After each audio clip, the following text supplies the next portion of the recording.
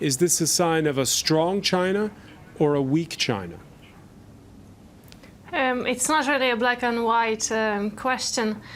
I think it's certainly a sign of a very economically powerful China, a regional power, a continental power, but we are quite far away from China being an aspiring world leader or even a hegemon. We don't really know what that vision would be. I doubt the Chinese know.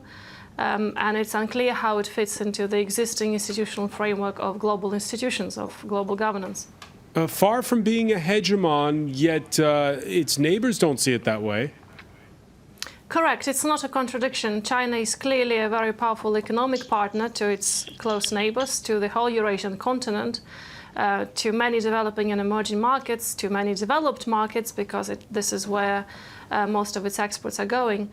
But I think we know from history that all, let's say, hegemonic adjustments or transitions, they were very painful and took a long time. And there are actually no signs that China is a very willing, aspiring hegemon. It's a brilliant tactical player that knows how to do business, how to transact transactions, how to seize an opportunity.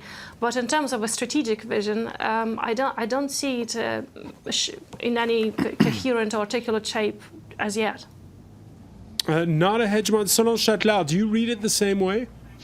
I don't actually. I think although that China may not have a very clear and coherent plan at the moment, but I do certainly see it as having both a medium and a long-term vision. Domestically speaking, China has major readjustments to do towards its economy, and it's doing it at a very difficult time while it's integrating into the global economies in entirely unprecedented ways if you look at its economic history and its history of diplomatic engagement across the world. And I think China, where I would agree with Anastasia, is that it's certainly not a willing hegemonic power, but it'll ultimately become one despite itself, malgré lui, if you like. And I think that the leaders of China, both this generation and the future generation, are very much aware of that. And they want an innovation-led China. And they will leapfrog their way into certain very important key strategic positions, which will ultimately lay the ground, I would say, in the future decades for them to play, if not necessarily a hegemonic role, certainly a central role in the reshaping of global power relations in the near future. So maybe the word hegemon is what's slightly off-putting now, because we'll be entering an era where hegemonic powers may be configured in very different ways, where hegemonic governance will play